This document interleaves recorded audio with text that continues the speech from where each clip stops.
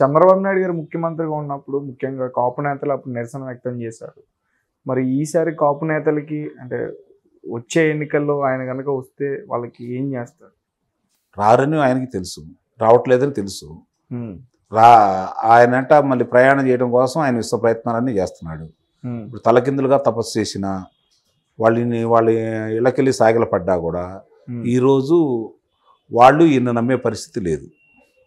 ఇచ్చిన 5% రిజర్వేషన్నే అమలు చేయడానికి చేతులెత్తేసిన ఈ వ్యక్తి, కాపులకు నేను రిజర్వేషన్ ఇవ్వలేను అని చెప్పిన ఈ వ్యక్తికి వాళ్ళు ఆ రోజు కొన్ని పరిస్థితుల వల్ల నమ్మారు వాళ్ళు.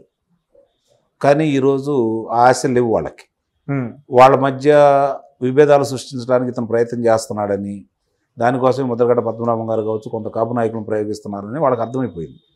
కాబట్టి ఇప్పుడు వాళ్ళ దృష్టి కూడా ఈరోజు ఎట్లా ఉందంటే రాష్ట్రాన్ని రక్షించుకోవాలనే చూస్తున్నారు.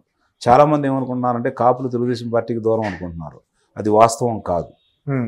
తెలుగుదేశం పార్టీతోటే కాపులు ఉన్నారు. ఇప్పుడు కూడా ఒక వర్గం దూరం అయింది. ఆ రోజు కాంగ్రెస్ పార్టీతో ఉన్నవాళ్ళు మధ్యస్థం ఉన్న వాళ్ళని లాక్కొని వాళ్ళు విజయం సాధించారు. రేపు పొద్దున ఇప్పుడు కాంగ్రెస్ పార్టీతోటి వైఎస్ఆర్సీపీ పార్టీలో ఉన్న వాళ్ళు ఈరోజు బయటకు వచ్చేసి తెలుగుదేశం పార్టీ మద్దతు తెలుపడానికి చాలా స్పష్టంగా అర్థమైపోతూనే ఉంది. జనసేనకి తెలుగుదేశం పార్టీకి మద్దతు తెలుపుతున్నారు వాళ్ళు. దాన్ని గండిపడిపోతూ ఉంది. ఏం చేయాలని చెప్పని వాళ్ళు ఇసుక బస్తాలు కాకుండా మట్టి అయిపోతున్నారు. గడితో పాటు మట్టి కూడా కొట్టుకెళ్ళిపోతూ ఉంటుంది. ఇసుక బస్తాలు ఎత్తే నిండిపడింది. ఆ ఇసుక బస్తాల లాంటివి నాయకులు ఎళ్ళలో లేరు ఇప్పుడు. కాబట్టి ఆ గండిలో నుంచి వెళ్ళిపోతూనే ఉంటాయి. అది రోజుకి ఒక 100 ఓట్ల కాడికి లేకపోతే 1000 ఓట్ల కాడికి ఇప్పుడు ఉన్న వైఎస్ఆర్సీపీ పార్టీలో ఉన్న వాళ్ళందరూ కూడా తిరిగి తెలుగుదేశం పార్టీకి, జనసేన పార్టీకి వెళ్ళిపోతూనే ఉన్నారు. స్పష్టంగానే ఉంది కదా. వాళ్ళు వచ్చి నీ పార్టీలో చేరితే నువ్వు బలం పడ్డట్టు. నీ పార్టీ వాళ్ళందరూ వెళ్ళి 35 మంది తెలుగుదేశం పార్టీలోనూ 25 మంది జనసేన పార్టీలో చేరిన తర్వాత ఇక నువ్వు లేవు అనేది అర్థమైపోయింది కదా. ఓకే. అండ్ ఇప్పుడు టీడీపీ పార్టీ కొన్ని పథకాలు అయితే చెప్తుంది. ఆల్రెడీ బస్సు వ్యతిరేకత మనం కర్ణాటకలో చూసాం, తెలంగాణలో కూడా చూస్తున్నాం. సో అక్కడ కూడా ఉచిత మహిళలకు బస్సు అని చెప్పేసి అంటున్నారు. ఇక్కడ వర్కౌట్ అయ్యే ఛాన్సెస్ ఉందా? ప్రణాళికా లోపం. ఏదైనా చేయొచ్చు ప్రణాళికబద్ధంగా ఉంటాయి. ఆ ప్రణాళికలు ఎలా చేసి అమలు చేయాలో చంద్రబాబు నాయుడు గారికి క్షుణ్ణంగా తెలుసు. నిస్సందేహంగా అమలు చేస్తాడు ఆయన, చేసి చూపిస్తాడు ఆయన. ఉదాహరణకి తెలుగుదేశం ప్రభుత్వం ఉన్న రోజుల్లో ఇదే రవాణా సంస్థకి లాభాలు తీసుకొచ్చి పెట్టింది. నష్టాల్లో ఉన్నటువంటి సంస్థను వాడు తీసుకొని లాభాల బాట ప్రయాణించారు. మళ్ళీ కాంగ్రెస్ పార్టీను ఇప్పుడు వైఎస్ఆర్సీపీ పార్టీ వచ్చిన తర్వాత నష్టాల్లోకి వెళ్ళిపోతూ ఉంది. ఎందుకు వెళ్ళిపోతూ ఉంది? ప్రణాళిక లోపం. అదే భూమి, అదే ప్రజలు, అదే ప్రాంతం, ఏమీ మారలేదు. కానీ అక్కడ గతంలో ఎందుకు సాధించింది, ఇప్పుడు తిరోగమనంలో ఎందుకు పయనిస్తుంది? పరిపాలించే వాళ్ళు సరైన వాళ్ళు కాకపోబట్టి.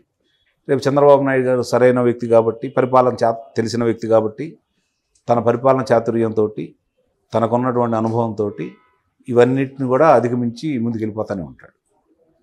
అందులో సందేహం ఏమో చెప్పండి. ఓకే సార్, ఫైనల్గా టీడీపీ పార్టీ కాంగ్రెస్ కలిసే అవకాశం ఉందా లేదా? ఆంధ్రాలో లేదు. ఒకవేళ కలిసే అవకాశం ఉంటే లేదు, ఎట్టి పరిస్థితి లేదు కూడా. అంటే ఎందుకు పవన్ కళ్యాణ్ బీజేపీతో ఉన్నారన్నా? పవన్ కళ్యాణ్ బీజేపీతో ఉన్నారని కాదు, వాళ్ళ బలం చాలు. ఇప్పుడు వాళ్ళు వచ్చి కాంగ్రెస్ పార్టీ మాది జాతీయ పార్టీ, మాకు ఇన్ని స్థానాలు కావాలంటే ఇచ్చే పరిస్థితుల్లో ఈరోజు తెలుగుదేశం పార్టీ, జనసేన సిద్ధంగా లేదు. ఇప్పుడు వాళ్ళు వచ్చి కలుస్తారన్నా కూడా ఇప్పుడు చంద్రబాబు నాయుడు గారు వ్యూహం ఎలా ఉంది అంటే, అక్కడ ఉన్నటువంటి ఇండియా కూటమికి కావచ్చు, లేకపోతే ఇప్పుడు భారతీయ జనతా పార్టీ కూటమికి కావచ్చు, సమదూరం పాటించాలని ఆయన ముందుకెళ్తానే ఉన్నాడు కదా. కాకపోతే ఇంకా పవన్ కళ్యాణ్ గారు చిన్న ప్రయత్నం చేస్తున్నారు భారతీయ జనతా పార్టీని తీసుకొచ్చి కలుపుకోవాలని. దాంట్లో వ్యూహంలో భాగం ఏంటంటే, భారతీయ జనతా పార్టీ అండదండలతోటి 2019లో జగన్మోహన్ రెడ్డి గారు గెలిచారు. వ్యవస్థలు సహకరించినాయి. ఆ వ్యవస్థలు ఈరోజు వాళ్ళకి సహకరించకుండా ఉండాలి అంటే కష్టమైనా నష్టమైనా సరే భారతీయ జనతా పార్టీ మనతో కలిసిపోవాలనేది పవన్ కళ్యాణ్ గారి వ్యూహంలో ఒక భాగం. మరి దాన్ని ఎంతవరకు ముందుకు తీసుకెళ్తారో లేదో చూడాలి. ఓకే. అంటే ఈసారి ఎక్కువగా యువత ఓట్లు ఎక్కువగా ఎవరికి పడే అవకాశం ఉంటుంది? యువత ఓట్లు ఎవరికి పడితే ఇందాక కూడా మీకు చెప్పాను, ప్రత్యేక హోదా తీసుకొస్తాను, పరిశ్రమలు తీసుకొస్తాను, వీళ్ళకి ప్రతి సంవత్సరం జాబ్ క్యాలెండర్లో విడుదల చేస్తాను, మీకు ఉద్యోగ కల్పన చేస్తాను అని చెప్పి నమ్మించాడు. కాబట్టి యువత ఆ రోజు ప్రయాణం అయింది. ఏమీ చేయలేదు, వాడు చెప్పినవన్నీ అబద్ధాలు అని చెప్పి ప్రచారం చేసిన తర్వాత లోకేష్ బాబు గారు యువగళం పాదయాత్రలో ప్రతి ప్రాంతంలో వచ్చిన పరిశ్రమల గురించి సెల్ఫీ ఛాలెంజ్ చేసుకుంటూ 20 లక్షల మందికి ఉద్యోగాలు కల్పిస్తాం, దానికి ఎలాంటి అవకాశాలు ఉండే, ఏం చేస్తాము, గతంలో ఏం చేసామని చెప్పాడు. కాబట్టి గతంలో చేసిన ఇప్పుడు వాళ్ళకి అర్థమైపోయింది. కాబట్టి వచ్చిన ఉద్యోగాలు ఏంటో కూడా వాళ్ళకి తెలిసినాయి. కాబట్టి 5,13,000 మందికి తెలుగుదేశం పార్టీలో ఉద్యోగాలు వచ్చినాయి అని చెప్పని స్వయంగా శాసనసభలో అప్పటి పరిశ్రమ శాఖ మంత్రి గౌతమ్ రెడ్డి గారు చెప్పారు. కాబట్టి ఇవన్నీ కూడా ఈరోజు ప్రజలు నమ్ముతున్నారు. కాబట్టి వీళ్ళు చెప్పింది అబద్ధం అని నమ్ముతున్నారు. కాబట్టి ముఖ్యంగా యువతకు అర్థమైపోయింది. కాబట్టి వాళ్ళు అనుకున్నది గ్రూప్ 1, గ్రూప్ 2 పరీక్షలు నిర్వహించాలి, దాని ద్వారా ఉద్యోగాలు రావాలి. అలాగే మన నిర్మాణ రంగంలో సంబంధించిన R&B సంబంధించినంత వరకు, లేకపోతే ఇంజనీరింగ్కి సంబంధించిన వరకు, మరి ఇట్లా రకరకాలుగా ఉన్నటువంటి ప్రభుత్వ శాఖలకు సంబంధించిన వరకు ఉద్యోగాలు రావాలి, ఉద్యోగ కల్పన జరగాలి, పరిశ్రమలు రావాలి, ప్రైవేట్ పరంగా కూడా మంచి సంస్థలు రావాలి, దాంట్లో ఉద్యోగాలు రావాలని కోరుకున్నారు. వచ్చిన సంస్థలే ఎన్నికెళ్ళిపోతున్నాయి, ఉన్న సంస్థలను బయటకు తరిమేస్తున్నారు. ఇక ఉద్యోగ కల్పన ఎలా జరుగుతుంది? వాళ్ళు అనుకున్న ఇవన్నీ ఒక అధ్యాపకులుగా ఉద్యోగాలు చేయాలనుకున్నారు గౌరవప్రదంగా, లేకపోతే సాంకేతిక పరంగా ఉన్నటువంటి ఉద్యోగాలు చేయాలని చెప్పి వాళ్ళు భావించారు. అంతేగాని చేపల కొట్టుల్లోనూ, మాంసాల కొట్టుల్లోనూ, మద్యం దుకాణాల్లో కాదు కదా వాళ్ళు కోరుకుంది, వాలంటీర్లు కాదు కదా వాళ్ళు కోరుకుంది. మరి వాళ్ళ ఆశలన్నీ అడియాసలు చేశాడు. కాబట్టి చాలా స్పష్టంగా వాళ్ళకి అర్థమైపోయింది. కాబట్టి ఈరోజు తెలుగుదేశం పార్టీ వాళ్ళు నిజంగా చంద్రబాబు నాయుడు గారి సభలు, సమావేశాలు, అలాగే లోకేష్ బాబు గారి పాదయాత్ర విజయవంతమైందంటే యువత ముఖ్య పాత్ర పోషించడం వల్లే కదా. అంటే దాని అర్థం ఏంటి? నిన్ను కాదని నిన్ను చిత్రించుకొని, నిన్ను తిరస్కరించి ఆ పార్టీని స్వాగతిస్తున్నారు, ఆ పార్టీ చేయగొడుతున్నారు.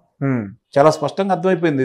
ఈరోజు యువత మళ్ళీ లోకేష్ బాబు చెప్పినవన్నీ వాస్తవాన్ని నమ్ముతున్నారు. కాబట్టి చంద్రబాబు నాయుడు గారు గతంలో చేసిన పనులన్నీ నమ్ముతున్నారు. కాబట్టి చంద్రబాబు గారి అక్రమ నిర్బంధం తర్వాత, ఆయన కారాగార వాసంలో ఉన్నప్పుడు ప్రజలు బయటకు వచ్చిన తర్వాత ఏమేం పనులు జరిగినాయో తెలుగుదేశం వాళ్ళు చెప్పుకోలేనివి కూడా ఈరోజు ప్రజలు చర్చించుకున్నారు. కాబట్టి చాలా స్పష్టంగా అర్థమైపోయింది. కాబట్టి యువత అనేది ముందుకు వచ్చేసి ఈరోజు తెలుగుదేశం పార్టీని, జనసేన పార్టీ పొత్తుని గెలిపించే బాధ్యత యువతే తీసుకున్నారు. రైట్. అండ్ ఇప్పుడు వాలంటీర్స్కి 30,000 వరకు కూడా జీతాలు పెంచే అవకాశం ఉందని చెప్పేసి అంటున్నారు. ఒకవేళ వాళ్ళకి పెంచిన తర్వాత టీడీపీ ప్రభుత్వం వస్తే మరి వాలంటీర్స్ ఉంటారా? ఉండరు. ఖచ్చితంగా. మరి వాళ్ళ పరిస్థితి ఏంటి? పరిస్థితి ఉంది. వాళ్ళు ప్రభుత్వ ఉద్యోగస్తులా? కాదు కదా. ప్రభుత్వ ఉద్యోగస్తులు కానీ వాళ్ళకి ప్రజల ధనాన్ని పంచిపెడుతుంది ప్రభుత్వం. ఇది తప్పేగా. 2,63,000 మంది నీకు ఈ వాలంటరీ వ్యవస్థకు సంబంధించిన వాళ్ళందరికీ 5,200 రూపాయల కాడికి ప్రతి నెల ప్రభుత్వ ధనాన్నే కదా ఇస్తుంది. ప్రజల ధనమే కదా ప్రభుత్వ ధనం అంటే. మరి ప్రభుత్వ పరంగా ఉద్యోగస్తులు కానీ వాళ్ళకి ఎలా ఇస్తారు? రేపు పొద్దున్న దీనికి ఆనకట్టబడుతుంది. చేసినంత 5 సంవత్సరాలు డిగ్రీలు చదువుకున్న వాళ్ళు ఉన్నారన్నారు. అందులో కొంతమంది ఇంటర్ చదువుకున్న వాళ్ళు ఉన్నారు. మరి వాళ్ళందరి పరిస్థితి ఏంటి? 5 సంవత్సరాలు గడిచాయి కదా వాళ్ళందరికీ. ఏమవుతుంది? ఇప్పుడు కౌరవులు ఏమంటున్న సైన్యం చచ్చిపోయింది, రావణుడు ఏమంటున్న సైన్యం చచ్చిపోయింది. ఎందుకు చచ్చిపోయింది? తెలివైన విభీషణుడు బయటకు వచ్చాడు. తెలివైన వాళ్ళందరూ రాజులు తిరిగి వచ్చేసి కౌరవుల పక్షాన్ని చేరారు. వాళ్ళు సురక్షితంగానే ఉన్నారు కదా. అంటే తప్పుని నువ్వు తప్పు చేస్తున్నావు అని చెప్పి వాళ్ళకి వ్యతిరేకంగా దూరంగా ఉండే వాళ్ళందరూ ప్రశాంతంగానే ఉంటారు. అనుకూలంగా ఉన్న వాళ్ళు సమిధులు అవుతారు. అంతే. సో మీరేమంటారు? ఫైనల్గా వాలంటీర్స్ వ్యవస్థను అయితే తీసేస్తారు. నిస్సందేహంగా తీసేస్తారని భావిస్తున్నాను. దానివల్ల యూజ్ లేదు. అంటే గతంలో ఈ వాలంటీర్ వ్యవస్థ లేఖతలకి పింఛన్లు ఏమైనా ఆగినాయా? పథకాలు ఏమైనా ఆగినాయా? నిత్యావసర సరుకులు పంచడం ఏమైనా ఆగిందా? లేదు కదా. ఆ రోజు గౌరవప్రదంగా ఉండేది. ఎవరు తెచ్చుకుంటున్నారో కూడా తెలిసేది కాదు. ఈరోజు ప్రతి వీధిలో అది పెట్టిన తర్వాత అందరూ క్యూలో నిలబడిన తర్వాత అందరికీ అర్థమైపోయింది కదా. ఆ రోజు గౌరవంగా వెళ్ళి తెచ్చుకునేవాళ్ళు. ఆ నెల బారుకి 6 రోజుల్లో 10 రోజుల్లో వాడు సమయం కేటాయించేవాళ్ళు. ఆ సమయంలో వీళ్ళు తీరుబాటు నుంచి వ్యవసాయ పనులు చేసుకునేవాళ్ళు కావచ్చు, ఉద్యోగం చేసుకునేవాళ్ళు కావచ్చు, వాళ్ళకి సంబంధించిన ఎవరైనా ఉండేవి కావచ్చు, చేతి వృత్తులు చేసుకునేవాళ్ళు కావచ్చు, మరి భవన కార్మికులు కావచ్చు, వీళ్ళందరూ వెళ్ళి వాళ్ళు తెచ్చుకోవడం జరిగేది. ఈ రోజు పలానా రోజు వస్తున్నామంటున్నారు. ఆ రోజు కనుక పాల్గొనకపోతే తర్వాత ఇవ్వట్లేదు. కాబట్టి పనులన్నీ చేసుకోవాల్సి వస్తుంది. ఆ రోజు వారం 10 రోజుల్లో సమయం ఉండేది. మరి అది మంచిదా ఇది మంచిదా? వాలంటీర్ వ్యవస్థ వల్ల మేలు జరుగుతుందా కీడు జరుగుతుందా? అది వాళ్ళు కూడా అర్థం చేసుకుంటున్నారు కదా. బెదిరిస్తున్నారు, భయపెడుతున్నారు. మీకు పథకాలు రద్దు చేస్తారని చెప్పి వాళ్ళ చేత బెదిరించి బలవంతంగా ఓట్లు వేయించుకుంటున్నారు, బలవంతంగా వాళ్ళ సభలు సమావేశాలు తీసుకెళ్తున్నారు. మరి వీటన్నిటికీ కారణం వాళ్లే కదా. ఈ రోజులు ఓట్లు తొలగిస్తున్నారు, ఓట్లు జరిపిస్తున్నారు, దొంగ ఓట్లు జరిపిస్తున్నారు, దొంగతనాలు చేస్తున్నారు, మానభంగాలు చేస్తున్నారు, హత్యలు చేస్తున్నారు. ఇందులో వాలంటరీ వ్యవస్థ కూడా ఉంది కదా. మరి వాళ్ళు మేలు చేస్తున్నారా, కీలు చేస్తున్నారా? కాబట్టి ఇంకా దాన్ని ఎలా కొనసాగిస్తారు వీళ్ళు? చాలా స్పష్టంగా చెప్పాడు కదా జనసేన అధినేత, అలాగే చంద్రబాబు నాయుడు గారు కూడా. నిస్సందేహంగా తీసేస్తారు, అందులో అనుమానం ఏముంది. అది వ్యవస్థే మంచిది కాదు. ఇంత ప్రజాధనం వృధా చేసి దాన్ని తీసుకెళ్లి సంక్షేమ పథకాలు ఉపయోగిస్తే మంచిదే కదా. అంటే తీసేసి మరి వాళ్ళకి ఏంటి సార్, వాళ్ళకి ఏమండి వాళ్ళ మీద జాలి ఏంటి, వాళ్ళ గురించి ఆలోచన ఏంటి, వాళ్ళు ఏం చేశారని సమాజానికి, ఏ మేలు చేస్తున్నారని సమాజానికి, మరి వాళ్ళ గురించి జాలి ఏంటి, వాళ్ళ గురించి ఆలోచన ఏంటి? ఓకే, చేయాల్సిన పనే లేదు. ఓకే, సమాజానికి మేలు చేసే వాళ్ళ గురించి మాట్లాడదాం, అంగన్వాడీల గురించి మాట్లాడదాం, ఆశా వర్కర్ల గురించి మాట్లాడదాం, మున్సిపల్ పారిశుద్ధ కార్మికుల గురించి మాట్లాడదాం, ఉద్యోగస్తుల గురించి మాట్లాడదాం, ఉపాధ్యాయుల గురించి మాట్లాడదాం. వీళ్ళ గురించి మాట్లాడుకోవాల్సిన అవసరం ఏముంది? అంటే తెలిసి చేసినా తెలియపోయి చేసినా తప్పే కదా, శిక్ష అనుభవించాలి కదా. శిక్ష పడుద్ది శిక్ష. ఓకే, మరి పరివర్తన చెందాలి కదా. ఇవన్నీ చూసిన తర్వాత కూడా అంటే అందులో చదువు పరివర్తన చెందాలా? చదువుకున్న వాళ్ళు అంటే విజ్ఞానవంతులే కదా, పరివర్తన చెందలేదు కదా వాళ్ళు. పరివర్తన చెంది తప్పని చెప్పాలి కదా. మరి చెప్పినప్పుడు వాళ్ళ గురించి మనం ఎందుకు ఆలోచించాలి? తప్పు ఇప్పుడు కూడా తెలుసుకోవట్లేదు కదా వాళ్ళు. ఈ రోజు కూడా దొంగ ఓట్లు జరిపిస్తున్నారు, వండ ఓట్లు తొలగిస్తున్నారు కదా.